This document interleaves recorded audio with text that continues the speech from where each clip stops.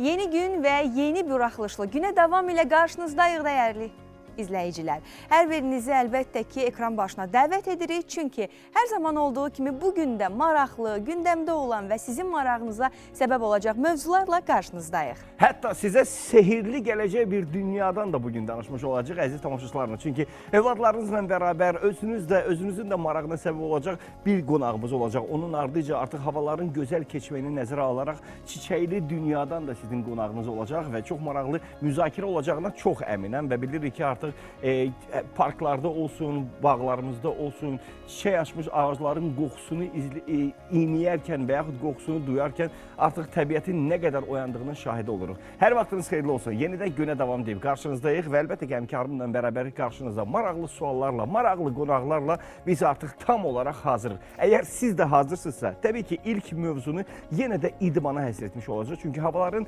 daha da isti keçməyi və yaxud dünən bizim bir neçə gün bundan öncə olan mövzularımızda da biz mütəmadi olaraq sağlamlığa toxunmuşuq. Sağlamlıqla da bağlı sizə məsləhətlərimizi təqdim edirik və düşündük ki, bugün də idmandan danışaq və idmanın sağlamlığımıza nə qədər xeyri olduğunu xüsusilə vurğulayaq. Özü də səhər saatlarında. Səmra Hüseynovu məşqçimizi dəvət edirik. Səmra bəy, xoş gördük sizi, xoş gəlmişsiniz. Salamlayırıq. Hər vaxtınız xeyir olsun Səmrah bəy. İndi bizi maraqlandıran hər dəfə bir mövzular olur. Bu dəfə bizi maraqlandıran ən əsas məsələlərdən biri odur ki, səhər saatları, gün orta saatları və axşam saatlarında olan idmanın, məşqin sən demə fərqi var imiş. Çünki səhər saatlarında olan idmanın faydaları daha çox. Nəinki axşam saatlarında olanların. Ona görə də düşündük ki, bu suallarımıza doğru, düzgün cavab verəcək məşqçimiz sizsiniz və ona görə də siz artıq başlayın və sizi eşidək. Öncədən onu deyim ki, mən bir çox ölkələrdə fəaliyyət göstərmişəm və bu həqiqətən bir çox zallar səhər saat 6-da açılır. Təkcə zallar yox, insanlar artıq səhərlərdən etibarən həm bayırda, dəniz varsa dəniz qırağında gəzintiyə falan üstünlük verirlər, amma məşq eləmək istəyənlər təbii ki, zalları üst tutur. Azərbaycanda isə biraz bu sistem biraz fərqlidir. İnsanlar artıq 6-yacan yorğun bir iş temposunda işləyir, daha sonra oradan çıxır, tıxaclarla zallara gedir, o yorğunluqla başlayır artıq 6-dan sonra məşq eləməyə. Təbii ki, öncədən onu deyim ki, biz ümumiyyətlə məşq etdiyimiz zaman ilk növbədə bədənimizin qan dövranı sürətlənir. Bədən müəyyən hormonlar var ki, onları ifraz edir. Bunlardan ən önəmli hormonlardan biri də adrenalindir. Yəni bizi dinç tutan, bizim belə deyərdim, enerjik edə biləcək bir hormondur. Yəni ki, də enerji gəlir də. Təbii ki. Yəni düşünün, əgər biz axşam saatlarında məşq etsək, bu adrenalin hormonu yenə də ifraz olunur. Bu artıq bədən yatmağa doğru gedən biz bədəni o təzədən oyatmağa çalışırıq bu hormonu və təbii ki, bu da bizim yuxumuza mane olur. Əksinə biz bunu səhərə çevirsək, təbii ki, o idmanla biz günə daha gümrah başlaya bilərik. Səhər dediyimiz, yəni bax deyirsiniz ki, bir çox xarici ölkələrdə olsun və yaxud da indi statistik nəticə var ki, səhər 6-dan etibarən artıq başlayır. Saat 8-ə qədər idmanın insan orqanizminə təsiri çox böyükdür, elə deyil mi? Təbii ki, ilk növbədə fiziki, dediyim kimi, biz fitness trener olaraq bunu tövsiyə edirik, amma insanlar çox ciddi almır. Həkim tövsiyəsindən sonra artıq bəli insanlar, yəni müəyyən xəstəliklərdə artıq bir çox həkimlər bunu tövsiyə etməyə başlayır ki, bunu eləməlisən, o zaman başlayırlar. Səmrah bəy, mən düşünürəm ki, insanların səhər idman etməsini artıq bir alışqanlıq halına gətirməsi üçün biraz daha o sağlamlıqlarını düşünüb addım atmalıdırlar. Biraz da iradəmizi, necə deyək, oraya sürükləməliyik ki, iradəmizin gücünə məhz gətirək, səhər idman edək. Təbii ki, ilk növbədə səhər saatlarında məşq eləmək qan şəkərimizin tənzimləməsi üçün çox idealdır. Mən deyərdim də endorfin. İşin o tərəfindən, ilk öncə fiziki tərəflərinə keçəcəm. Qan dövranı üçün çox önəmlidir. Qan dövranının sürətlənməsi üçün, günə daha gümrah başlamaq üçün önəmlidir. Keçdik artıq işin hormonal tərəflərinə. Təbii ki, endorfin, dopamin kimi xoşbəxtlik hormonu salgılayır, adrenalin kimi bizi dinç tutan hormonlar salgılanır. İşə biraz da mahnə əlavə etsə, təbii ki, biz günə %100 gümrah başlaya bilərik. Biraz da dəniz kənarı bulvarı əlavə etsək. Təbii ki, dediyim kimi ən gözəl, hətta bəzi insanlar qış aylarında problem edir ki, mənim evdə qaçış aparatım yoxdur, hər hansı bir velotrinajorum yoxdur. Havalar isinsin və o dövr artıq Hə, yaxınlaşır. Mən o təbii ki. sinifa aidəm, bəli. Artıq Mən də onu bəhanə elə yay olur deyirəm ki, yox, bir də istedi. Qoy havalar bir də sərin keçsin, sonra idmana başlayacağam. Çünki oksigen dediyim kimi, ümumiyyətlə əgər səhərləri xaric edirsinizsə, ən önəmli faktorlardan biri də oksigendir. Oksigen mübadiləsidir. Ev şəraitində bu biraz çətin ola bilər. Hətta ola bilər elə insanlar da var ki, onlar dənizkənarı milli parkı da bəhanə gətirib deyər ki, uzaqdır evimə. O zaman hamının demək olar ki, indi evinin yanında, ərazisində parklar var. Parklarda da gəzmək olar. Təbii ki, yəni önəmli olan müəyyən bir yerə biləcəyimiz bir alan olsun və biraz gün, biraz gözəl hava. Yaxşı, bəs o səhər idmanının effektiv olması üçün həm də səhər hansı qidalara üstünlük verməliyik? Paralel olaraq ikisi də birlikdə bizə yaxşı təsir göstərsin. Bu əslində səhər saat neçədə durub və idmana neçədə getməyimizdən asılıdır.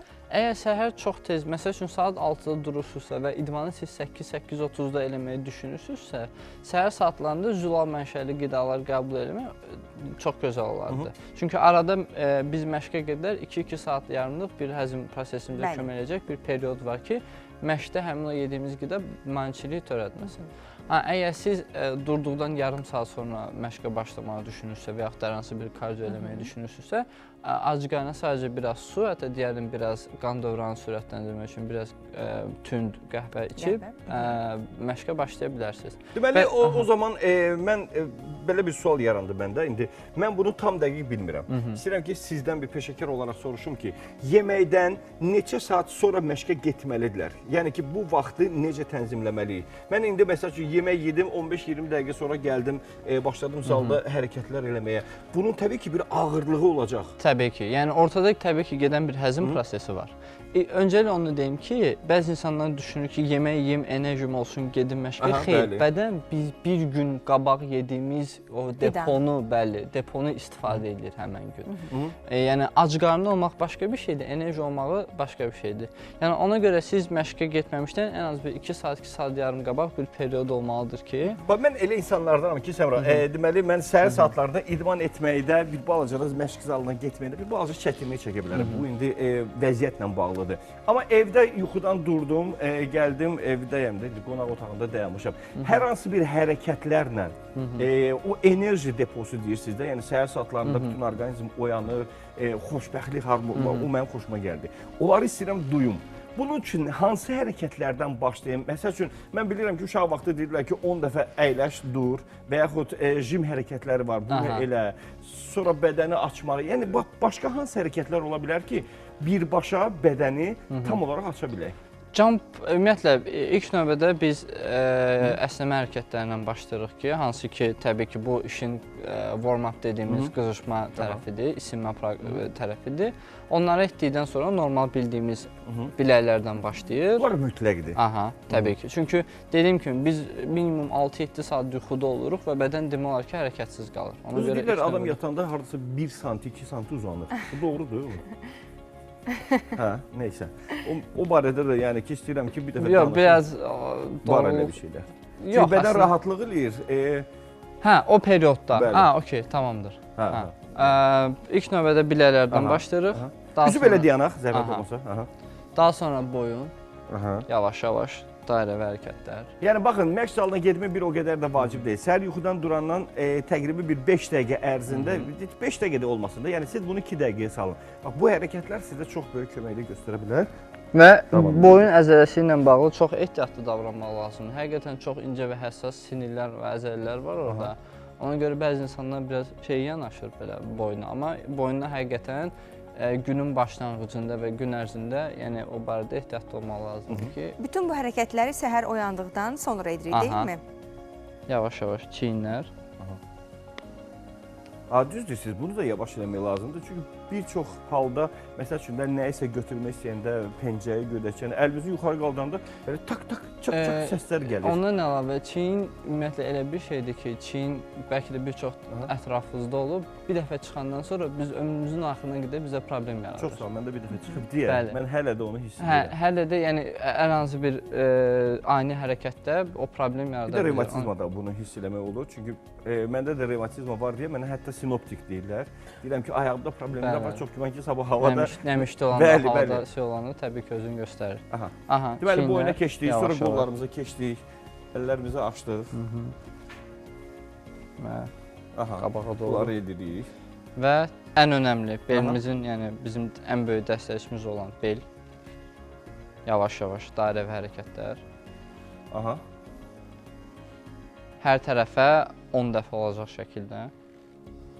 Bax bu hərəkətlər bizdə nəyi yaradır, nəyə köməkli göstərir, onurğaya köməkli göstərir və yaxud sümüklərə, orqanizmdə nələri daha çox? Belə deyərdim ki, bu hərəkətlər çox bəsit görsənir və bir çox insanlar bunları ciddiyə almır. Yəni biz professional idmançılar belə ümumiyyətlə hər hansı bir məşqə başlamamızdan öncə və yaxud da nə bilim deyərəm ki, futbol oynamaq istəyirik. Bunlar işinmə hərəkətləridir. Hansı ki, biz çox insan pasiv həyat yaşayır və səhər dediyim kimi biz 5, 6, 7 saat, 8 saat yatırıq, bəziləri 10 saat yatır və bədən hərəkətsiz qalır. Və birdən-birə durduğu anda bədəni aktiv bir şəkildə hər hansı bir idmana salmaq və yaxud da belə bir şey eləmək qısa periodda olmasa da uzun periodda bizi zədələrə gətirib çıxarır. Deməli, Biz ilk öncədə zədələrdən qorunuruz. Deməli, əgər indi biz məşq zalına gediriksə, məşqçi bu hərəkətləri deyirsə, deyirəm ki, əşi mən bunu onsuz da evdə də eləyərəm də, bunu məşqçi mənə deyirsə, bunun nə faydası olacaq? Amma əslində doğrudan da faydası var imiş və səhər idmanın doğrudan da digər saatlarda olan idmandan nə qədər böyük bir faydası olduğunun fərqinə varmış olduq. Səmra, bir daha sənə təşəkkür bildirirəm. Mən təşəkkür edirəm. Ki, gəldin və doğrudan da maraqlı məqamların hər birinə toxundun. Ona görə də sənə sonsuz təşəkkürlərimi bildirirəm və səni yola salacağam. Əziz tamaşaçılarımız, Səbra Hüseynovla bərabər biz səhər saatlarının bizə verdiyi o idmanın enerjisindən danışmış olduq. Səhər saatlarında xüsusilə idmanla məşğul olmaq bizə nə qədər enerji bəxş edir və günümüzə necə pozitiv təsir edir? Əlbəttə ki, bunu Səmra Hüseynovdan eşitmiş olduq. Mütəmadi olaraq da onun elə məsləhətləri ilə qarşınızda oluruq. Amma hal-hazırda daha bir qonağımız var ki, ona keçid alacaq. Keçid almadan öncə isə bildirmək istəyirəm ki, siz günə davama bizim ev Mebel şəhərinin sponsorluğu ilə baxırsınız.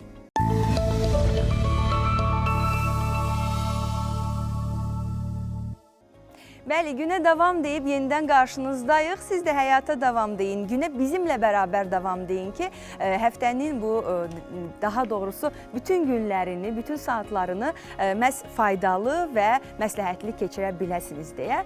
Az öncə qeyd etdim ki, bugün maraqlı qonaqlarımız var, pozitiv qonaqlarımız var. Onlardan biri hal-hazırda studiyamıza daxil olmaq üzrədir. Böyük məmnuniyyətlə mən İqbal Əliyevi dəvət etmək istəyirəm. Bizim Azərbaycan Kukla Teatrının baş rəssamı. Xoş gəlmişsiniz. Hər vaxtınız xeyir olsun. Xoş gördük. Sən gələnə qədər sənin burada yaratmış olduğun gözəl sənət əsərlərini də burada tamaşaçılara təqdim etmək üçün tam olaraq hazır etdim və bizim bu qonağımız da studiyada olmaqdan böyük belə sevinç hissi duyur və alqışlayır hətta bütün tamaşaçılarımızı. Xoş gördük, xoş gördük, xoş gəlmisən. İqbal Əliyev, bəli, söylənilən kimi Abdullah Şaiq adına Kukla Teatrının baş rəssamıdır və ümumiyyətlə bu kuklalar dünyasında nələr baş verir? Mənə maraqlı olan birisi nədir? Bu kuklalar necə hazırlanır? Çünki bunların hərəkəti var, ağzının danışığı var, əllərin hərəkətləri var. Bizim üçün sirr olaraq qalmaqdadır. Və ona görə də sizi dəvət etdik ki, bax, bütün bu sirlərin hər birini sizi açacaqsınız və sizi salamlayırıq.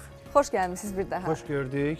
Gününüz uğurlu olsun. Mən ilk öncə sizə təşəkkürümü bildirmək istəyirəm ki, çünki bizim bütün yeniliklərimizi, bütün nailiyyətlərimizi hər zaman işıqlandırırsınız. Çox sağ olun, mən də sizi salamlayıram. Bəli, Kukla Teatrı o qədər özünə məxsus, maraqlı bir dünyadır. Mistik dünyadır, əsrarəngiz dünyadır. Bizdə əksər vaxtlar çəkilişə gələnlər, onlar gəlib bizdə kukla sexi var. Həmin kukla sexinə girəndə deyirlər, buradan getmək istəmirik. O sehirli bir aləmdir. Kənardan nə qədər bəsit, xırda görsənsə də, Heç də elə görünmür, qətiyyən. Özlüyündə, bəli, Kukla Teatrının həm özünə məxsus çətinliyi var. Çox. Çox çətinliyi var, bəli. Həm də nəzərə alsaq ki, biz kimlərlə işləyirik? Bəli, mən onun üçün demək istirdim ki, uşaqlarla çalışmaq, uşaqları güldürə bilmək, onların daxili dünyasına daxil ola bilmək o qədər çətindir ki, və dünyanın bu sürətli zamanında, sürətlə hər şeyin dəyişdiyi bir məqamda uşaqları hələ də keçmişə, nağıllar aləminə, hər hansı bir mistik dünyaya bu kuklalarla aparmaq böyük bir cəsarət və ustalıq tələb edir. Mən nəinki sizi, hətta da Kukla Teatrının bütün əməkdaşlarını buna görə təbrik edirəm. Çox sağ olun, təşəkkür. Kuklalarla işləmək çox çətindir. Kuklalarla işləmək çox çətindir. Ələlxüsusda dediyim kimi, müasir dövrün uşaqları ilə işləmək, 45 dəqiqə onları müəyyən bir çərçivəyə kökləmək çox çətindir. Bilirsiniz ki, Bu kuklalara olan maraq hardan yaranır? Mən bilirsən nə istəyirəm İqbal əzizim. Biz neçə illərdir ki, bir-birimizi tanıyırıq və mən kuklaların hazırlanma prosesinə daha çox istəyirəm köklənək ki, maraqlı bir. hazırlanarkən kuklalar nəyə daha çox diqqət edirsiniz? Obrazların hazırlanması, bu seçim necə olur? Əgər müasir dövrdən danışırıqsa, bu müasir dövrdə də bir çox kukla növləri var. Bəli. Yəni həm göstərək bunların hərəkətini, həm də ki danışaq. Bizdə olar. Bizdə müəyyən kukla növləri var ki, kukla növünün müəyyən hissələri var ki, onları biz bura gətirə bilmədik. Marionetkalar var ki, kuklanın ən çətin növüdür. Hətta elə olur ki, bir kuklanı 2-3 aktyor ifa edir. Elnur, özün də aktyorsan, bilirsən ki, aktyor ansamblı var. O bir obrazı 2-3 nəfərin idarə eləməyi, onların hamısı təklikdə bir nəfər olmalıdır. Və hətta orada əgər mövzu da varsa, söz də varsa, ssenari də varsa, əli biri hərəkət etdirir, başı biri hərəkət etdirir. Müəyyən bir hissələri var ki, bunların hamısı eyni sinxron hərəkət olunmalıdır ki, artıq tamaşaçı ona maraqlı gəlsin. Yaxşı. Aha, buyurun. İqbal bəy, təbii ki, hər birinin özünə məxsusluğu var, amma gəlin bunların hazırlanma prosesinə əgər nəzər salacağıqsa, bir kuklanın ömrü nə qədərdir? Yəni neçə müddətlik hazırlanır? Və onların, çox üzr istəyirəm, onların saxlanma forması var, mütəmadi təmizlənməsi var, diqqəti var. Bunları bilmək istəyərdik. Kuklaların ilk öncə onu deyim, mən əlbəttə ki, müəyyən saxlanma forması var ki, onları nəmdən, ondan çox quru, çox istidən qorumaq lazımdır ki, bizdə də kukla otağında bunlara riayət olunur, bunları saxlamaq üçün. Amma kuklaların müəyyən ömrü dedikdə o yoxdur. Çünki bizdə yenidən təmir etmə var. Kuklalar təmir olunur. Hər hansı bir hissəsi zədə aldıqda, səhnədə istər-istəməz dekora dəyir, yəni nə olur? Bacardığımız qədər çalışırıq onları olmasın, amma kukladır. Zədə aldıqda yenidən təmir olunur. Kuklaların istifadəsi necədir? Biz istəyirik ki, o sirri açasınız bizə, əgər mümkündürsə. Hazırlanma yoxsa istifadəsi? İstifadəsi. Bax, kuklalar tam hazırdır, indi mənim əlimdə. Bizdə belədir ki... Xoş gördük səni İqbal. Xoş gördük, salam deyirik. Xoş gördük. Hə, bax, bu əl hərəkətləri var. Bunlar necə tənzimlənir? Çünki bax, bunları mən heç birini görmürəm tamaşa zamanında. Amma hərəkəti görürəm. Bizdə, belə deyim, kuklaların növləri var ki, bu kapitli kukladır. Gördüyünüz kimi, bu sirri açın. Bunun arxa hissəsindən kuklanı hərəkət etdirmək üçün mexanizm var ki, baş dönür, yuxarı, aşağı, gördüyünüz kimi. Ağzın açılmağı var. Hətta bizdə kuklalar var ki, eyni vaxtda gözlər tərpənir. İqbal bəy, bu çox ciddi diqqət tələb edir. Bəli, diqqət tələb edir və kuklaların hazırlanması prosesinə gəldikdə isə bizdə ən primitiv, asan başa gələn kukladan ən çətini olan marionetkalara kimi dedim mən ki, onlara qədər hazırlanır onların hamısı. Əlinizdə tutduğunuz bizdə Ələddin tamaşasından bizim... Deyirsiniz. Bu Ələddindir, tut bunu. Bu, bəli, Ələddinin... Bu qara cadugardır. O cadugardır. O da Ələddinin meymunudur ki, ən asandır. Bunlar sayılır ki, qupqadan hazırlanır. Xüsusi onun texnikası var, ağız isə. Bu əlcək kuklanın bir növüdür, əlcək kuklanın. İqbal, sən araşdırırsan, axtarırsan, nə kimi yeniliklər varsa, dünyada bu sferada da, yəni kukla düzəltmək sferasında nə kimi yeniliklər varsa, bunların hər birini kukla teatrında tətbiq edirsən. Bu gözəldir. Bəs bunlarla işləmək aktyorlar üçün, aktrisalarımız üçün, yəni peşəkarlar üçün bir çətinlik yaratmır ki, çünki mən bunu heç bir zaman hiss eləməmişəm, çünki böyük bir peşəkarlıq görmüş oluram. Hətta bu kuklaların yeni bir növü də var. Bu yaxınlarda sosial şəbəkələrdə bir paylaşım oldu xarici tamaşalardan birində və hamı da wow deyərək nə gözəldir deyərək paylaşımlar etdilər. Mən altında yazdım ki, illər öncə Kukla Teatrında Zəng tamaşasında bizim çox dəyərli aktyorumuz, istedadlı Rəhim Rəhimli Zəng tamaşası ilə bu formada tamaşa təqdim etmişdi. O qədər unikal yanaşma idi ki, yəni müxtəlif növ kuklalar hazırlanır. Və bununla da işləmək mütləqdir ki, öyrənməlisən. Yoxsa proses necə gedir? Proses belədir ki, kuklalar hazır olduqdan sonra ilk öncə onu deyim, mütləqdir ki, kuklalar hazırlanan vaxtı aktyorlar bizlə mütəmadi işləsinlər. Çünki özün bilirsən, canlı planı çıxıb oynadıqda müəyyən istədiyin ştrixi, istədiyin mizanı eləyə bilirsən. Amma kukla müəyyən bir menyudadır. Bəli. Bunun üçün aktyor yaxınlaşır ki, mən istəyirəm kuklamın gözü tərpənsin, ağzı açılsın, hətta lazım olduqda əlini belinə qoysun, papağı başından çıxarsın. Bunların hamısını aktyorun istəyinə görə biz təbii ki, hazırlayırıq. Zəng tamaşasına gəldikdə, zəng tamaşası o qədər çətin bir proses olmuşdu ki, həmçinin kukla tamaşaların hamısı o çətinlikdədir. Çünki kuklalar hazır olduqdan sonra bizdə güzgülü zal var. Müəyyən bir müddət aktyorlar güzgülü zalda kuklanın plastikasını tapırlar, səsini tapırlar. Üzbəüz güzgün. Bəli, üzbəüz mütləqdir. O balerinalar olur. Bəli. Baxır ki, bu hərəkəti mən eləsəm kuklada əlini qaldırmaqdır, ondan sonra fikirləşməyidir. Bütün bunların hamısı minnətdar olmağıdır. Bütün bunların hamısı baxmağıdır, sağa, sola. Nə formada eləsəm daha gözəl görsənər. Bunların hamısı kukla...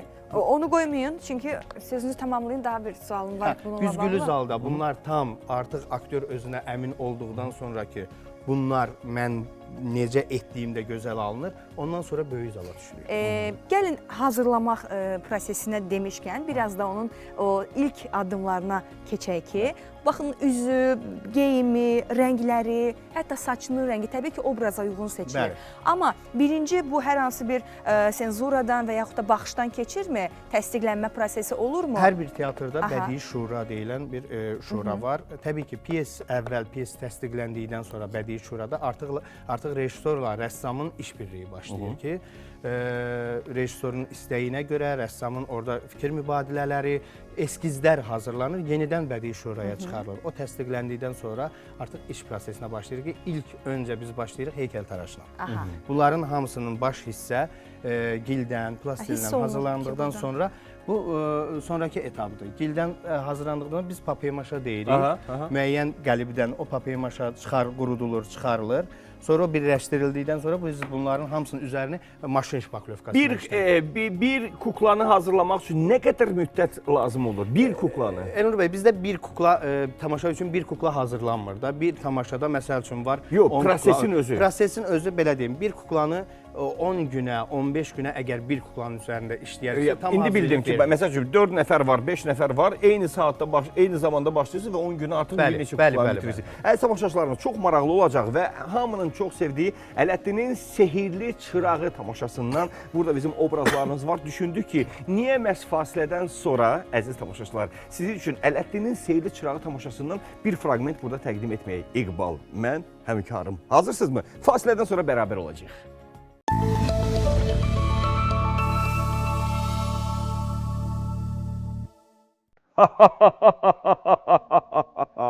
Mən qaranlıq dünyanın qara calbigarıyam. Bəh. Bu çiçəklərin hamısı qara rəngə boyanacaq. Amma mənə bu gücü vermək üçün sehirli çıraq lazımdır. Sehirli çıraq isə qaranlıq dünyadan mənə gətiriləcək Ələddin İbn Əlidir. Görəsən o indi hardadır? Qaranlıq, sehirli çıraq. Salam, sənin adın nədir? Ələddin İbn Əli. Ələddin İbn Əli? Mən bunu axtarırdım. İndi mən bunu razı salmalıyam. Ələddin, mən bilirsən kiməm? Kimsiz? Tanımadın məni. Vay.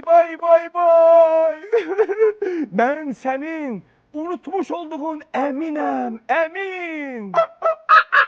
Ələddin, əmi. Əmi də əmi, yox bir gəmi. Əmi. Ələddin, o əmi deyil.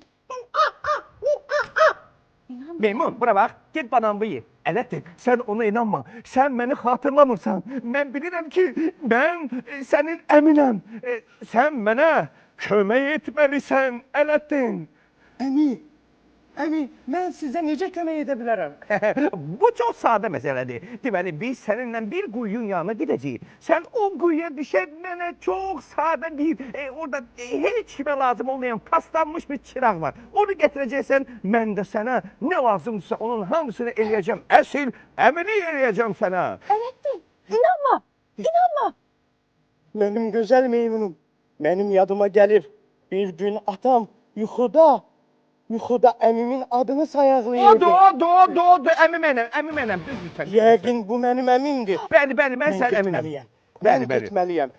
Bax, beləcə əziz tamaşaçılarımız, minnətdarım. Burada improvizə baş verdi. Sadəcə olaraq indi onun nağılı oxumuşuq və yaxud da hansısa bir tamaşada görmüşük deyə özümüzdən də asılı olmayaraq qoşuldum bu Çox hisslərin çətindir, həddindən artıq çətindir. Mən hələ danışmadım. Əllər ikisini də istifadə etdim. Çox sağ olun İqbal bəy, çox kömək etdi, amma bunun burada texnikasını göstərmək istəyirəm. Bir əl burada, bir əl bura keçməlidir və davamlı boyun hissəsindən də tutmalısan, sonra əlləri belə etməlisən, həm də bunun fonunda danışmalısan. Çox çətindir və düşünürəm ki, çox da maraqlıdır həm də. Və xüsusilə vurğulamaq istəyirəm ki, əziz tamaşaçılarımız, doğrudan da Azərbaycanda fəaliyyət göstərən bir çox teatrlar var ki, onların yaranmış forması özlüyündə bir çətinlikdir. Kukla teatrında çalışmaq üçün bu sahədə böyük bir peşəkar olmalısan, təlimlər görməlisən, məşqlər etməlisən. Yəni, əgər biz bu sözü oxuyuruqsa üzərindən əzbərləyiriksə, amma kuklaçılar həm sözü əzbərləyir, həm kuklaların oynanması ilə bağlı, həm də bizim milli mənəvi dəyərlərimizə söykənən bir oyun tərzidir bu. Çünki o vaxtda Kiliman arası var idi. Kilim arasının ardıca artıq bir çox inkişaf getdikdən sonra 1931-ci ildə Molla Ağa Bəbirli tərəfindən kukla teatrının əsası qoyuldu və onunla da artıq biz aşağı yaş təbəqəli uşaqlarımız üçün teatrın sevgisini kukla teatrından duymuş oluruq. Ona görə də hər birinizi Abdullah Şaiq adına kukla teatrına dəvət edirəm və ümumiyyətlə teatrlara getməyi unutmayın. Bu sizin mənəvi rahatlığınızı tapacaq. Bəli. O ki qaldı bizim çox dəyərli İqbalımıza. İqbal, nə yaxşı ki varsan.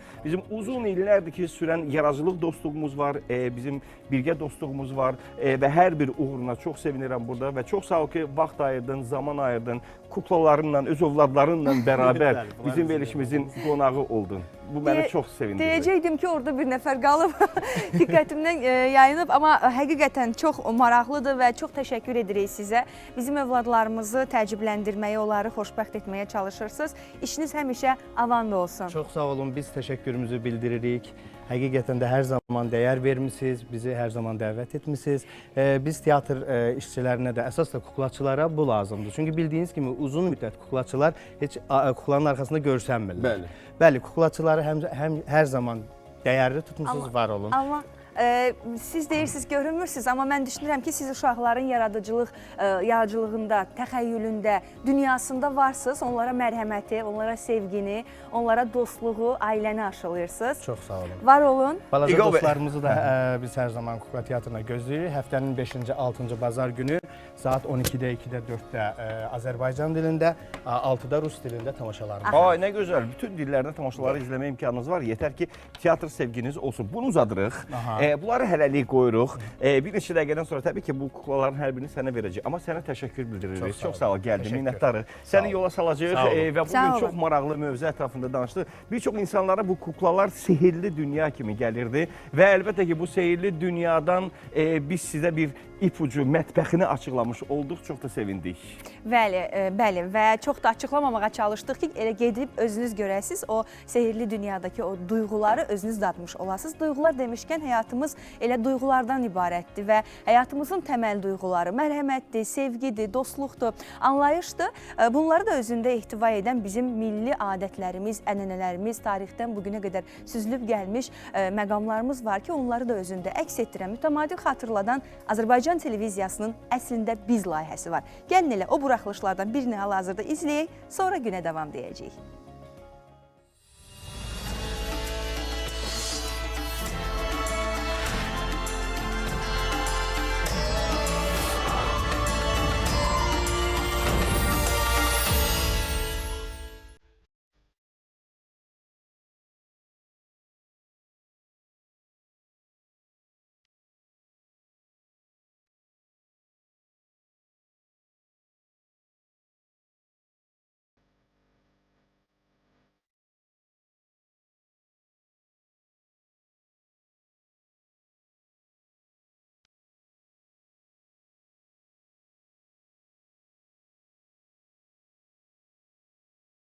Yaman quraqlıq oldu bu il. Elədir. Heç belə olmamışdı. Keçən il, iniş il necə yağışlar oldu. Bol məhsul götürdük. Ehtiyatımız da çox oldu. Amma bu il Səbirli ol Bayram kişi. Bu Allahın işidir. Bir il məhsul bol olar, bir il qıtlı olar. Bir də ki, hər il məhsul bol olsa, onda cəmaat Allahın verdiyi bu nemətlərin qədrini bilməz. Ona görə arada bax belə sınaq illəri lazımdır ki, insanlar Allahın mərhəmətinin, rəhmətinin qədrini bilsin. şəksiz ki, haqlısan Hacı. Düzdür. Ruzi bol olanda adamlar Allah'a şükür eləməyi unudur. Bayram ağa, qurban olum, əlimizi kəsmə. Kətdə cəmaatın vəziyyəti heç yaxşı deyil. Əlimizdə olan buğdanı keçən həftə dəyirmanda yutduk. Daha heç nə qalmadı. Ümidimiz sənədir. Axı özünüz də yaxşı bilirsiniz ki, məndə də o hal yoxdur. Keçən il quraqlıq oldu, məhsul yığılmadı. Bilirəm ey Bayram ağa, bilirəm. Elə ona görə də ehtiyatımızı tuta bilmədik. Gər həftə uşaqlar neynəyəcək, özümüz də bilmirik. Dedim axı, məndə də ehtiyat azuqa azdır. Biraz buğda qalıb, onu da qışlıq əkin üçün saxlamışam. Yaxşı, uşaqlara deyərəm, artıq qalsa göndərərlər kəndə. Ağa, qurban olun, bizi əlatsız qoyma. Yaxşı, get, artıq qalsa göndərərəm kəndə. Məndə buğda var. Bunlar elə bilir ki, bunlarda əkin yoxdursa, deməli məndə məhsul yığılıb. Ay, eyni torpaqdır da, səndə quraqlıq olubsa, deməli məndə də o haldır da. Bayram kişi, sən naxaq o cavan oğlanı əli boş qaytardın. Mən bilirəm, sən ehtiyatlı adamsan. Anbarında ehtiyat buğda olmamış olmaz. Var hacı. Amma bütün ehtiyatımı verin bunlara. Birdən bu ildə məhsul yaxşı olmadı. Hə, onda neyniyəcəm? Əqraba uşaqlar ac qalsın. Yox, mən ehtiyatımı sərf eləyə bilmərəm. Amma ətdən artıq ehtiyatlı olmaq da kişini cəmaat arasında, el-oba arasında hörmətdən salar. Ağsaqqallar deyib ki, səxavət əlvi açanda gərək sabahı fikirləşməyəsən. Bayram kişi, sən gəl sabahı fikirləşmə, cəmaata kömək elə. Allahın mərhəməti böyüdür. İnşallah bu il bol məhsul olar, sən yenə ehtiyatlı tutarsan. Amma indi cəmaata kömək elə, onları darda qoyma. Haqlısan Hacı ağa. Uşaqlara tapşıraram, bir-iki araba buğda göndərsinlər kəndə. Keçmişdə də, elə indinin özündə də insanlara ən çox qiymətə mindirən xüsusiyyət səxavət idi. O vaxtın bəyləri, ağaları çox gözəl başa düşürdülər ki, zadəgan olmaq çox böyük məsuliyyətdir. El üçün, oba üçün, sadə insanlar üçün məsuliyyət. Əgər kimsə bu məsuliyyəti hiss eləmirdisə, ağsaqqallar, böyüklər onu dəvət edib, onu başa salar və səxavətə arxa çevirməsinə imkan verməzdilər.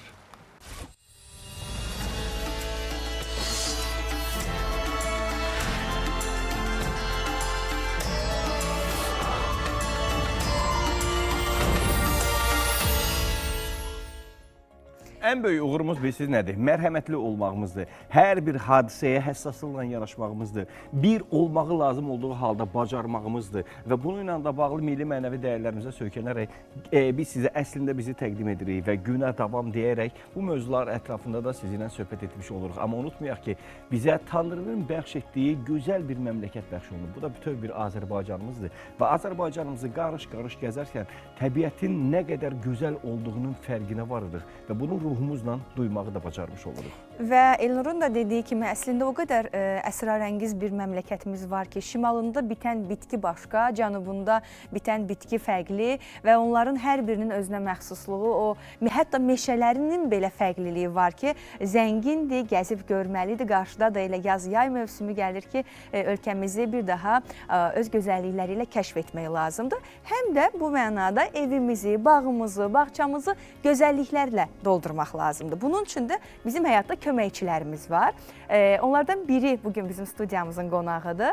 Vəfa xanım Rizayeva bugün bizimlə bərabərdir. Bitki mütəxəssisi, həm də landşaft üzrə mütəxəssisdir ki, Vəfa xanım ən dolğun məlumatlarıyla hər zaman bizə məsləhət verir. Yəni bax, əgər o mütəxəssis Salam, xoş gördük. sözündən, Vəfa xanım, mütəxəssis sözündən başqa nəsə daha böyüyü olarsa onu da deyə bilərdik sizə. Çünki bütün bu bitkilərin dilini bilirsiniz, onlarla söhbət edirsiniz və inanın ki, bitkilərlə söhbət etmək, onları anlamaq, onları başa düşmək, onlarda yaranmış olan hər hansı bir problemləri dərhal duymaq və buna kömək etmiş, onları da nə qədər çox sevindirir. Çünki onlar dərhal ayılır, dərhal çiçək verir. Bu ilə sanki sizə bir təşəkkürünü bildirmiş olurlar. Ona görə də çox doğru vurğulandı ki, bitki mütəxəssisi Vəfa xanım yenidən bizimlə bərabərdir və qısa zaman ərzində studiyamızın nə qədər gözəlləşdiyini və yazı duymuş olduğunuzu mən artıq hiss etdim. Xoş gördük.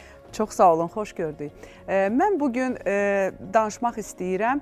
Aktual olan bağçılıqda hal-hazırda bizim mövsümümüzlə əlaqəli mövsümü çiçəklərdən və çoxillik güllərdən danışmaq istəyirdim. Çoxillik. Çoxillik, yəni Amma ki... mən elə başa düşürəm ki, burada bir çox bitkilər var ki, bunlar yalnız və yalnız mövsümü xarakter daşıyır. Yəni, bir ay, 2 ay bitdi, getdi. Mən də elə düşünürdüm, ancaq Vəfa xanım dedi ki, yox, elə deyil. Hardasa bir ilə qədər gedir, çatır.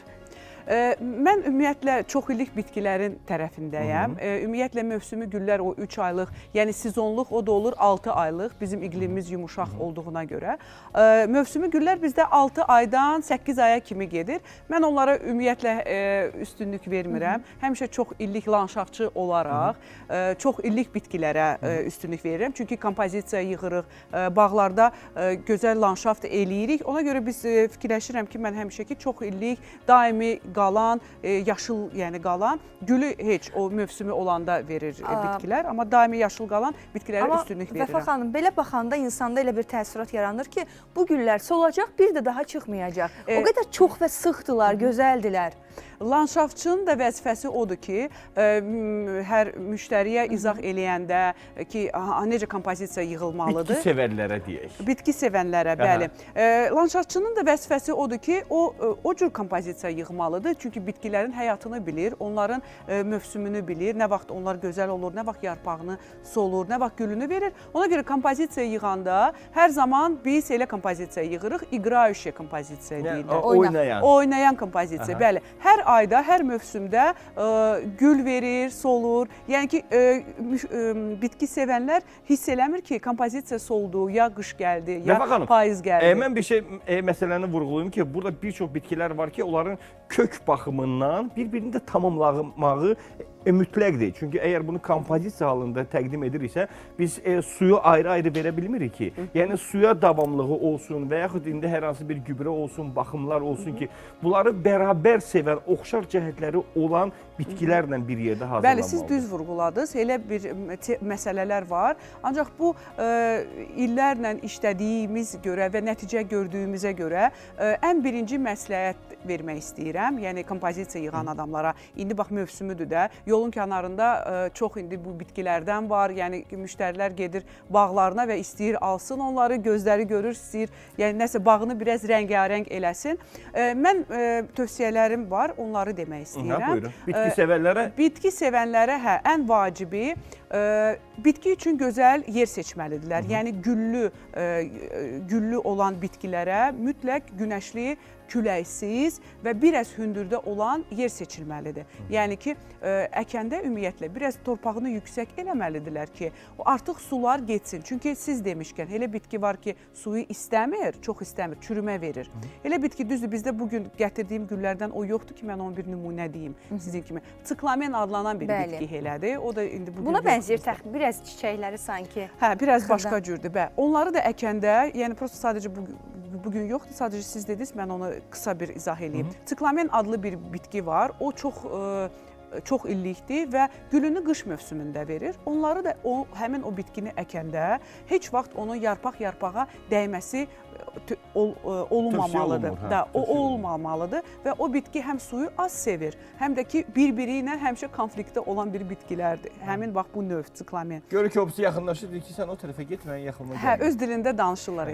Vəfa xanım, burada qərənfil görürəm mən. Bəli. Qərənfili istər bağda, istər landşaft dizaynında necə istifadə etmək olar? Çox maraqlı gəldi mənə.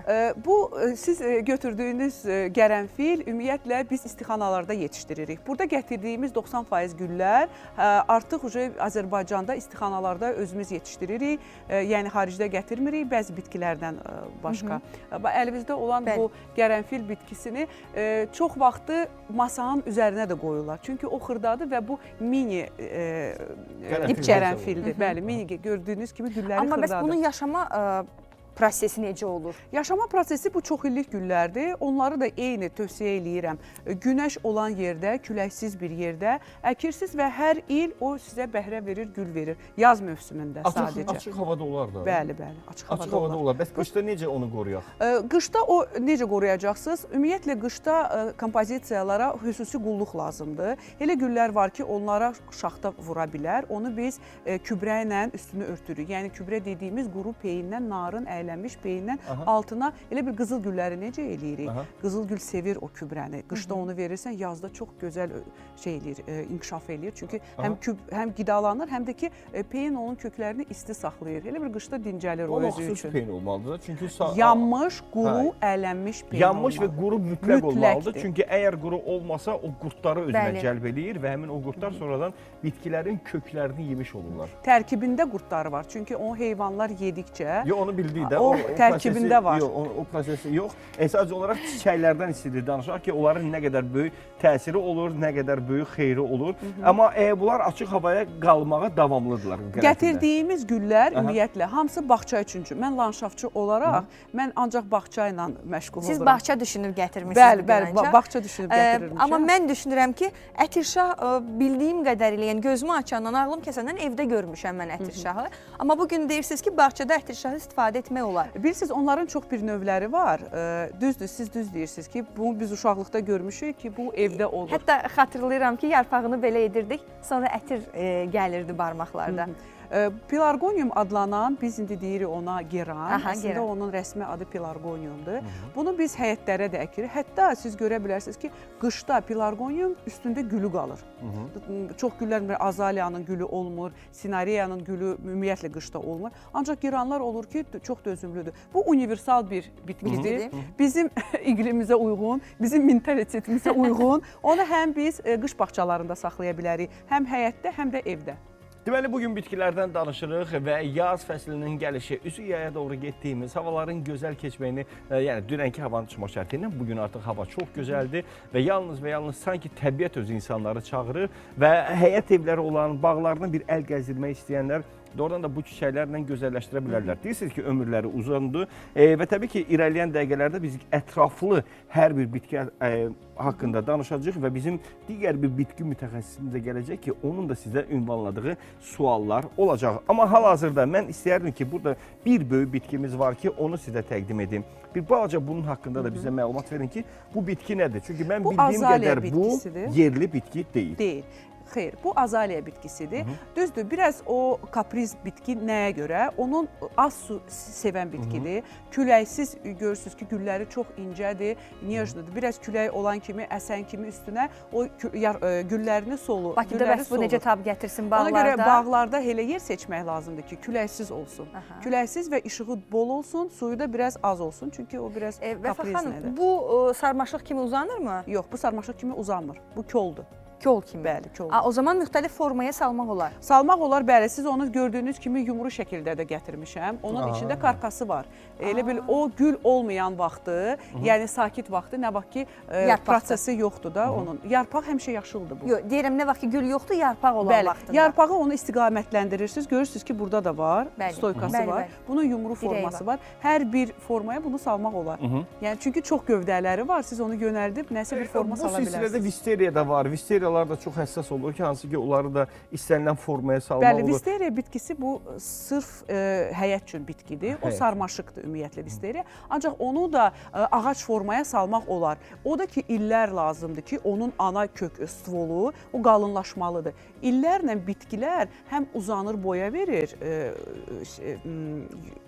vidi olur Bəli, da. forması Həm də ki, əgər onu budasaz, siz onu hansısa bir şəkilə salmaq istəyirsiniz, onu budadıqca illərlə onun gövdəsi qalınlaşır. Gövdəsi qalınlaşdıqca biz həmin o visteriya sarmaşıqı ağac formasında saxlaya bilərik. Deməli, Vəfa xanım, heç yana gedmirsiniz, bizimlə bərabərdir və xatırlatmaq istəyirik ki, əziz tamaşaçılarımız, hətta suallarınızı belə ünvanlaya bilərsiniz bizə, nömrələri indi xatırladırıq. 492 16 83 telefon nömrələrindən bizimlə əlaqə saxlaya bilərsiniz. İrəliyən dəqiqələrdə daha bir qonağımız olacaq ki, onun da məsləhətlərindən həm faydalanmaq olar, həm də Vəfa xanımla əminik ki, birlikdə tanıdığım söhbətləri çox möhtəşəm olacaq. Amma hal-hazırda demək istəyirik ki, sizə Günə davama Bizim Ev Mebel şəhərinin sponsorluğu ilə baxırsınız.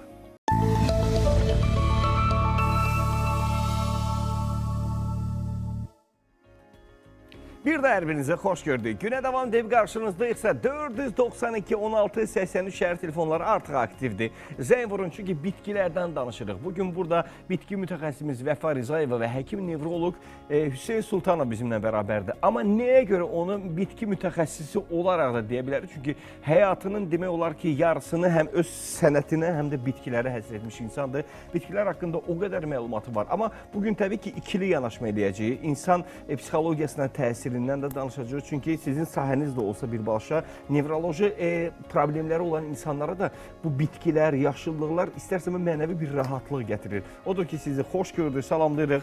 Zəng vurmağa başlaya bilərsiniz. Odur ki, amma siz də sualları ünvanlaya bilərsiniz. Xoş gəlmişsiniz Hüseyn bəy. Hər vaxtınız xeyir olsun. Çox sağ olun, təşəkkür edirəm belə bir gündə. Təbii ki, siz bitkiləri sevirsiniz, amma biz də əminəm ki, siz insanları da sevirsiniz. Mən bu atmosferdə özümü çox xoşbəxt hiss edirəm. Vəfa xanım, bax, mən sizinlə bölüşüm. Təbii ki, mütəxəssis sözü biraz böyük söz oldu. Bitki sevər.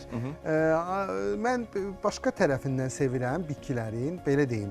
Onların verdiyi gözəllikdən başqa da mən düşünürəm ki, biz bitki əkərək bir çox şeylərə nail ola bilərik. Birincisi, biz uşaqlarımızı bitkilərlə tanış eləməliyik və əgər siz bitki əkirsinizsə, özünüz, həyətinizdə, evinizdə fərqi yoxdur və uşaqlarınızı da bu proseslə tanış edirsinizsə və bir vasitə onlar da iştirak edirlərsə, birincisi bu insanı hansısa bir başqa bir canlıya, nəzərinizə çatdığım ki, bu gözəllər hamısı canlıdırlar və o canlıya qayğı göstərməyi öyrədirsən və sən onda başa düşürsən ki, bir canlıya qayğı göstərmək nə deməkdir? Yəni, düzdürmü Vəfa xanım? Mən sizinlə tam razıyam. Mərhəmət, qayğı, diqqət. Çünki bitkilər nə qədər diqqət tələb edir? Bir çox insanlar deyir ki, mən elə bir ki istəyirəm ki, kaprizin olmasın, əkim orada öz-özünə gül açsın, mən də heç ona baxmayım. Heç nə elə deyil, heç nə elə deyil. Xahiş edirəm, bitkilər elə yanaşmayın, əksinə. Siz o bitki, hətta ən az kaprizli bitki belə, ən azından az da olsa diqqət tələb eləyir və biz özümüzü bu diqqətdə tərbiyə etmiş oluruq. Yəni, bitkilər göstərdiyimizdə bir insan əgər bitkinin qayğısına qala bildisə, bir bitkini yaşada bildisə, bir mövsümdən o biri mövsümə çatdıra bildisə, o bitki ölmədisə, qaldısa, demək ki, o başqa bir canlıya da qayğı göstərə bilər. Və yaşatdı, növbəti etap artıq gətirdi. Heyvanlardır. Yəni, Bəli. buna heyvan tapşırmaq olar ki, sənin itin olsun, pişiyin olsun, düzdürmü? Ki, sən onlara da qayğı göstərəsən, yəni pitomniklər yiyəsiz itlərlə dolmasın. Yəni, biraz aldım, oynatdım, 3 gün, 5 gün, sonra xoşuma gəlmədi, apardım pitomnikə verdim. Belə olmasın. Bəli, bəli. Bir də bir dənə məqamı vurğulayım ki, biz bitkini əkirik, düzdürmü? Mən daha çox sevirəm özüm əkməyi, Vəfa xanım, belə, niyə özüm, istər vegetativ yolla çoxaltmağı, yəni budaqlarla, istər toxumla çoxaltmağı və yaxud da başqa çoxaltma növləri var, calaq eləmək falan. Burada nə vacibdir? Sən bir bitkini əkib, onu ərsiyə gətirdiyin, yəni toxum vəziyyətindən bu vəziyyətə gətirib çatdırmağın sənin həyatını xilas edir. Necə? Necə? Sənin artıq bir müddət, bir il yaşamağın üçün çox ciddi bir motivasiya var. Zövq. Bəli, bu ildən o biri ilə sənin həyat gözləntin var. Çünki sən bir bitkinin qayğısına qalırsan və insanın bütün psixikası və neyrofiziologiyası cavanlaşır. Sən gözləyirsən ki, bax bizim belə bir dənə məşhur psixiatr vardı, Milton Erickson. O deyirdi ki, mənim atamın 95 yaşı vardı və mən artıq çox məşhur, kifayət qədər varlı bir psixiatr olmuşdum, amma atamın yarım hektar yeri vardı, orada buğda əkirdi hər il. Və mən ona deyirdim ki, ay ata, sənin axı bu buğdadan gələn gəlirə ehtiyacın yoxdur. Yəni biz buğda istifadə eləmirik, hazır çörək alırıq. Sən niyə indi özünə əziyyət verirsən, o buğdanı əkirsən? Sonra bir ilisi nə oldu deyir. Mənim atam elə oldu ki, balaca ayağı burxuldu, həmin payızı buğda əkə bilmədi və yazda atam öldü. Deməli, Bəli. telefon zəngimiz var. Heç bir münasibət də bildirə bilmədim, üzrlü sən. Çünki telefon xəttində Röya xanımdır. Hər vaxtınız xeyirli olsun. Eşidirik sualınızı. Buyurun. Allah salam, hər vaxtınız xeyir. Salam. Sualım Vəfa xanım olacaqdır. Aha. Mən siklamen almışam, çoxlu miqdarda siklamen bitkisi. Lakin onları qablara əkmişəm. Elə bir ki, böyük qablara da 3-3. Və siz də yaxşı gətirdilər, çoxlu çiçəklər verdilər və bir neçə müddətdən sonra başladılar solmağa. Yəni belə bir şey eşitmişəm ki, onlar bir-birinə təmasda olanda bir-birindən küsürlər. Təşəkkürlər suallarınıza görə. Deyəsən biz bu mövzuda biraz danışdıq. Bayaqları biz bu mövzunu danışdıq ki, siklamen bitkisi bir-biri ilə yola getmirlər. Onların əkilmə zamanı yarpaq-yarpağa dəyməməlidir. Ən azı 3 sm qədər aralarında yer olmalıdır. Ondan əlavə siklamen bitkisinə xüsusi qulluq lazımdır. Siz dediyiniz kimi onlar daimi gül verirlər. Həqiqətən siklamen gülü üstündə belə şapkada olan güllərin altında altında çoxlu tumurcuqları var. Çoxlu. Yəni ki, o qədər çoxdur ki, yarpağı görsənmir. Yəni onlar çox. Deməli, siklamen gülünün də gövdəsi belə biraz sulu təhərdir.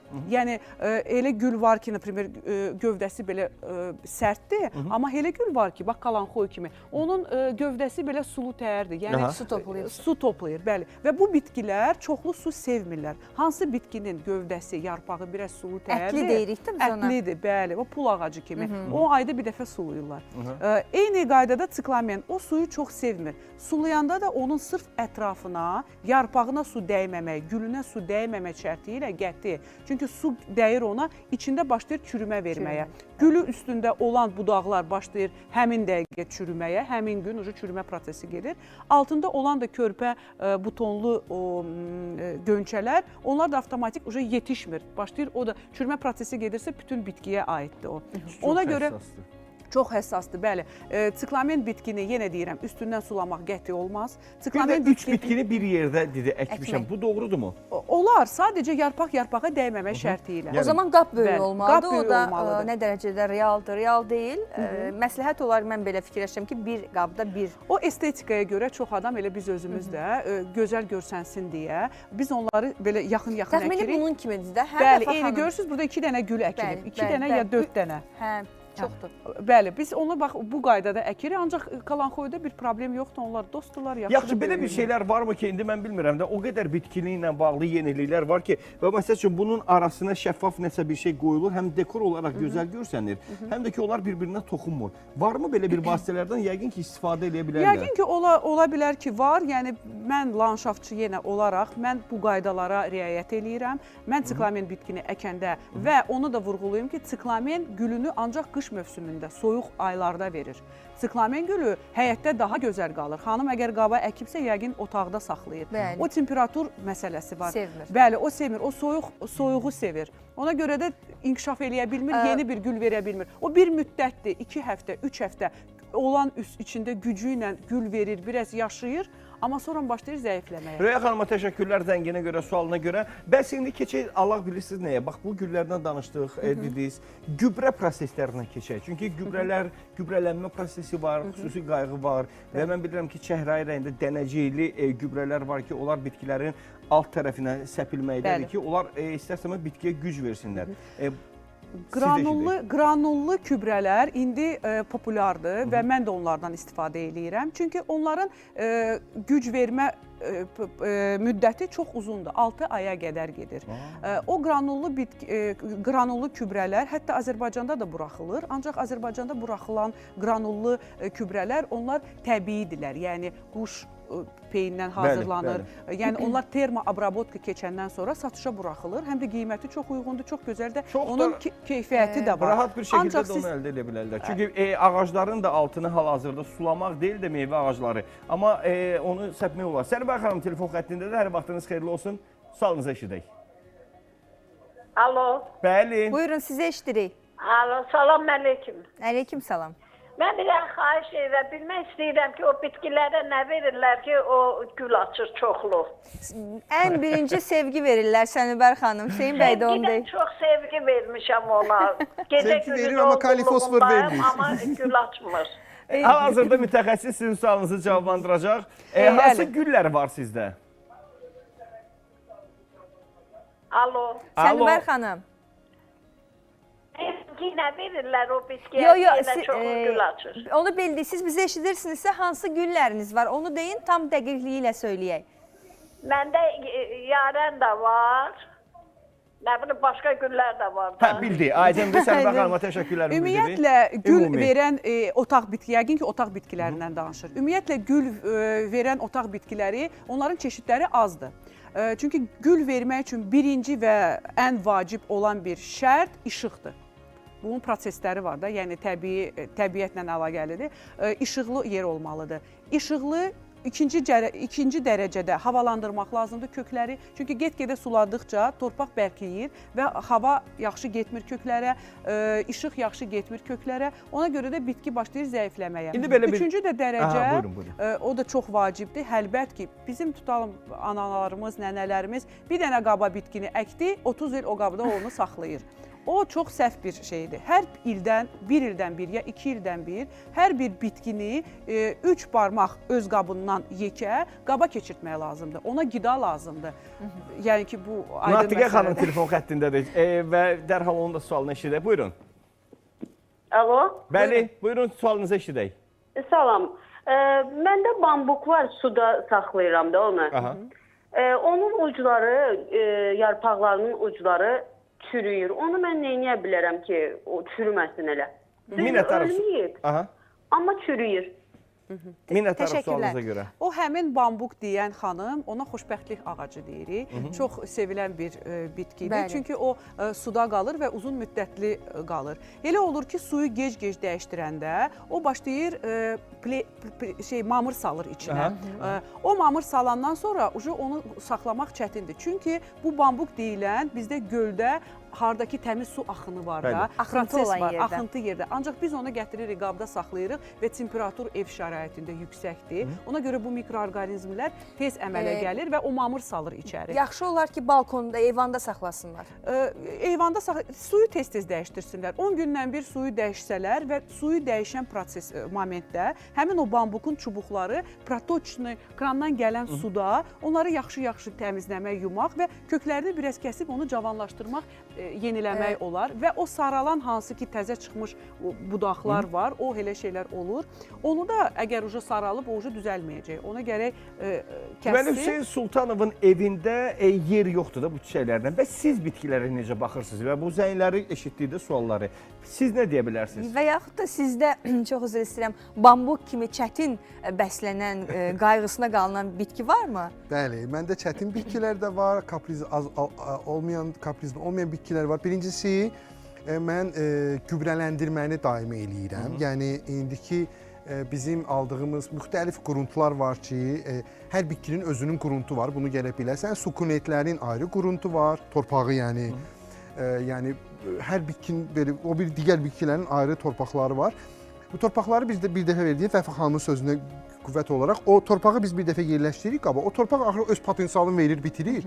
O torpağı vaxt aşırı zənginləşdirmək lazımdır. Ya orqanik gübrələrlə, ya da qeyri-orqanik gübrələrlə və hər mövsümün özünün gübrələri var. Misal üçün, qeyri-orqanikləri danışırıqsa, məsəl üçün, yarpaq çox verən vaxtı, yaz vaxtı biraz azotu bol olan gübrələr veririk. Və yaxud da çiçək açan vaxtı, əgər onun daha çox kaliyə, fosfora ehtiyacı olar, o gübrələri veririk.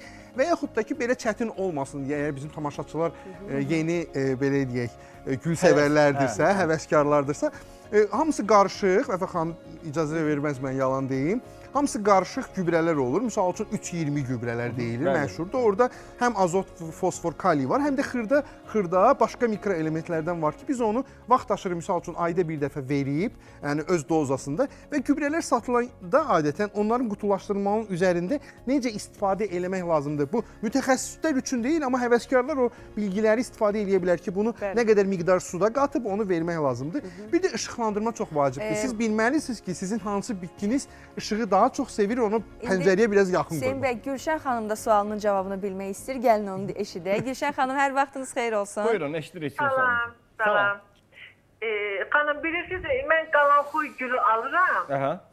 Amma ilk vaxtı yəni aldığım formada bir başqa daha böyük qaba əkirəm, amma bir aya ya 15 günə ölür gedir.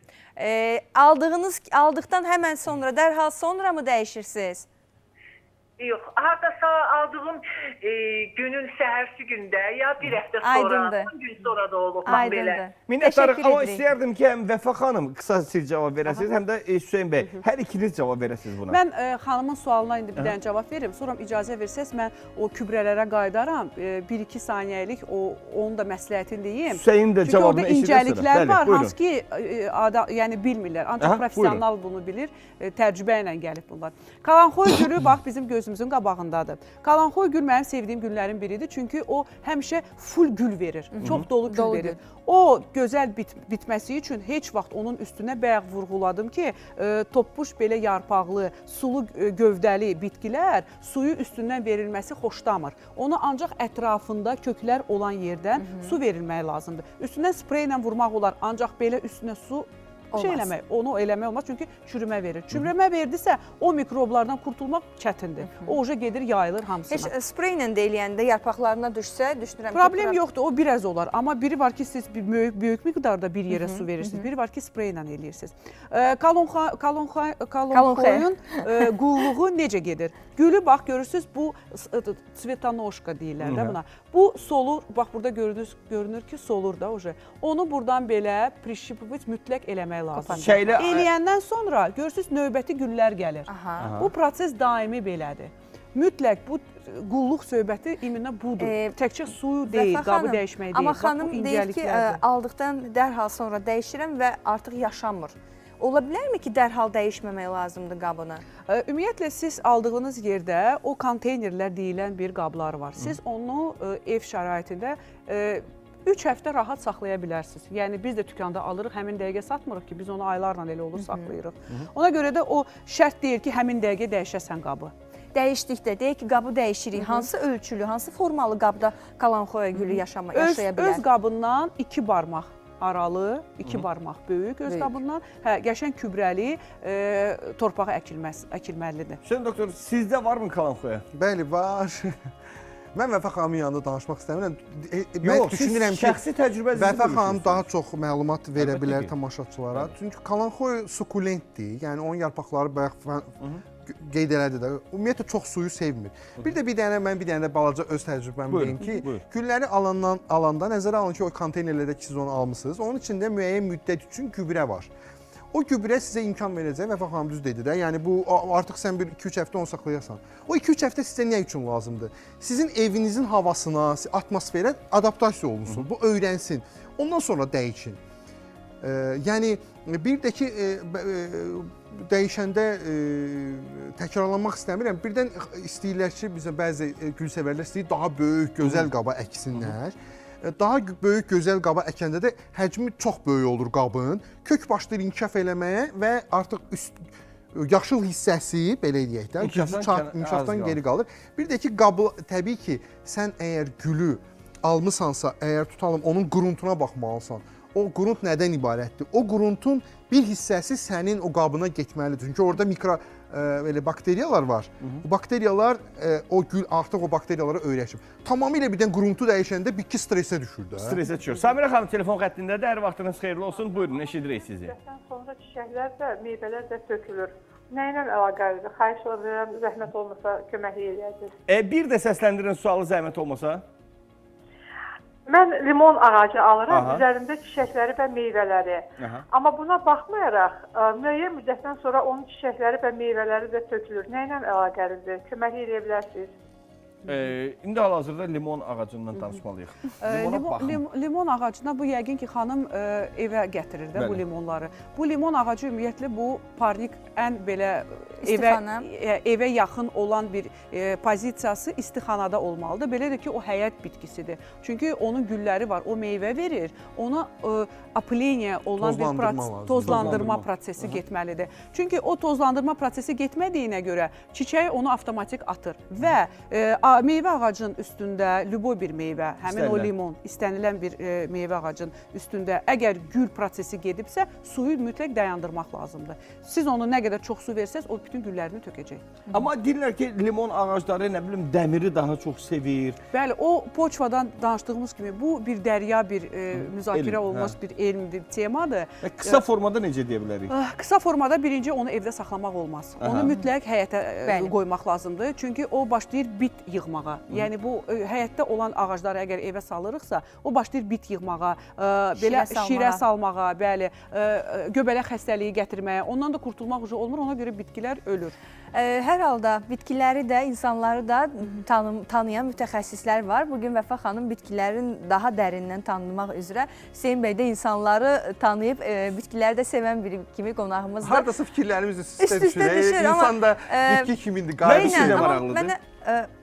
Amma mənə maraqlıdır ki, Hüseyn bəy, bayaq dediniz ki, o bir bitki yetişdirmək, bir çiçək yetişdirmək insana bəlli bir müddətli motivasiya bəxş edir.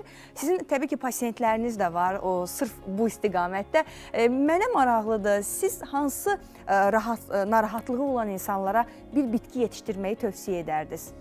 Mən motivasiyası olmayan insanlara bitki yetişdirməyi tövsiyə edirəm həmişə. Deyirəm ki, sən bir bitkini yetişdir və bir toxumu ək. Ən sadə bir toxumu. Hər kəsin evində bir lobya toxumu var, bir noxud var.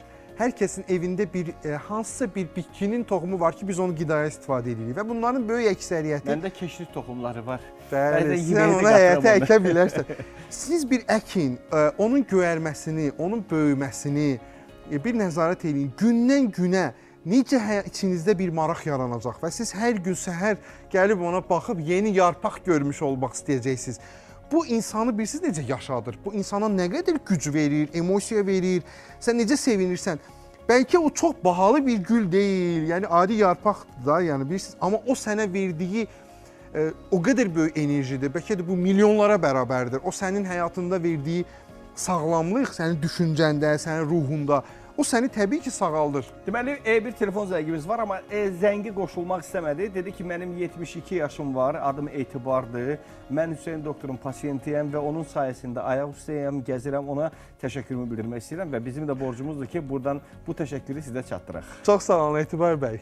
Allah uzun ömürlər qismət eləsin. Və indi mən harada qalmışdım və mən demək istəyirəm ki, deyirsiniz ki, Vəfa xanım danışır. Burada proses ondan ibarətdir ki, bitki mütəxəssisi olaraq, bitkilərin dünyasını bilən Vəfa xanım öz fikirlərini bildirir və siz bitki sevər olaraq, yəni artıq nə qədər çiçəkləriniz var, bitkiləriniz var, siz öz fikirlərinizi bölüşürsünüz. Bu bizdə maraq yaradır. Nəyə görə? Çünki Vəfa xanımın dediyinə sizin dediyiniz üst-üstə düşür və ona görə sizin bitkilərinizin də ömrü uzun olur. Və mən Vəfa xanım kimi mütəxəssisləri daimi dinləyirəm, öyrənirəm, yanında olmağa çalışıram və hər dəfə elə bir adamın yanında olanda çalışıram məlumat alam ki, çünki o məlumatlar gündəlik bizim həyatımızda vacibdir. Bu gün də ümumiyyətlə bu son illərin tendensiyasıdır, belə deyək. İnsanların bitkilərə marağı artıbdır. Yəni bu işdə bax Vəfa xanım kimi maarifləndirici adamlar var da. Yəni bizə populyarlaşdırırlar bu bitkiləri. Mən də buna çox sevinirəm. Görürsüz şəhərimizdə də hər yerdə bitkilər satılır. Yəni insanların marağı. Sadəcə olaraq bir balaca nə fərq var? Biraz dissonans nəyin arasındadır? Bitkilər çox növləri yaranıbdır indi. Biz onları qulluq eləməyə hələ bacarmırıq. Onun üçün Vəfa xanım kimi mütəxəssislər lazımdır ki, yeni gələn bu yaranan bitkilərə biz qulluq eləməyi öyrənək. Nəcəf bəy telefon xəttindədir. Vaxtınız xeyirli olsun. Qısa sualınızı səsləndirin, qısa cavab verməyinizi də bizim qonaqlardan xahiş edirəm. Buyurun. Sizi Daşkəsən rayonla narahat edirəm. Mən bu tülpan neçədir, tülpanla məşğulam. İntazların boyu qalmır. Boyunu uzatmaqdan ötəri məsləhət vermək istəyərdim siz.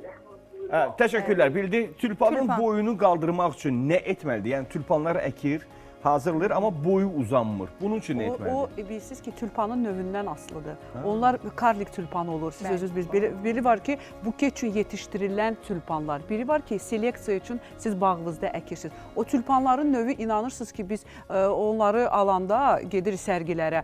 O qədər növ var, milyonlarla növləri var. Rənglərindən tutmuş yarpağına qədər. O ancaq gərək növündən seçsin. O qalxan növlərindən seçsin. Amma işıq da rol oynayır. O yəni işıq işığa qalxırlar onlar. Yəni biraz onu belə qaldırmaq olar, ancaq Həm ki işıq, həm vacib. də növünə diqqət edin. Vəfa xanım, çox təşəkkür bildirirəm sizə. Hüseyn bəy, sizə sonsuz təşəkkürlər. Çox sağ olun, Çünki mən təşəkkür zənglərimiz həddindən artıq çoxdur. Zəng vuranlara, suallarını ünvanlayanlara təşəkkür bildirir. Biz də yavaş-yavaş yekunlaşmalıyıq. Bəli, bir daha təşəkkür edirik gəldiyiniz üçün. Bizim studiyamızı bugün pozitiv ruha bürüdünüz, rəngə bürüdünüz. Sizin də dünyanız bu rənglərdən pay alsın deyirik. Həm Vəfa xanım, həm Hüseyn bəy. Elnur, sənə də təşəkkür edirəm bu həftə üçün və təbii ki, yenidən görüşmək diləyilə deyirik dəyərli izləyicilər sizə. Özünüzə yaxşı baxın, sevgi ilə və sayğı ilə qalın. Xüsusilə vurğulayım ki, həmkarım Nübarla bərabər bu həftəni də yavaş-yavaş yekunlaşdırmış olduq. Ürəyinizdən sevgi, dilinizdən təşəkkür isə heç bir zaman əksik olmasın. Qismət olarsa görüşərik.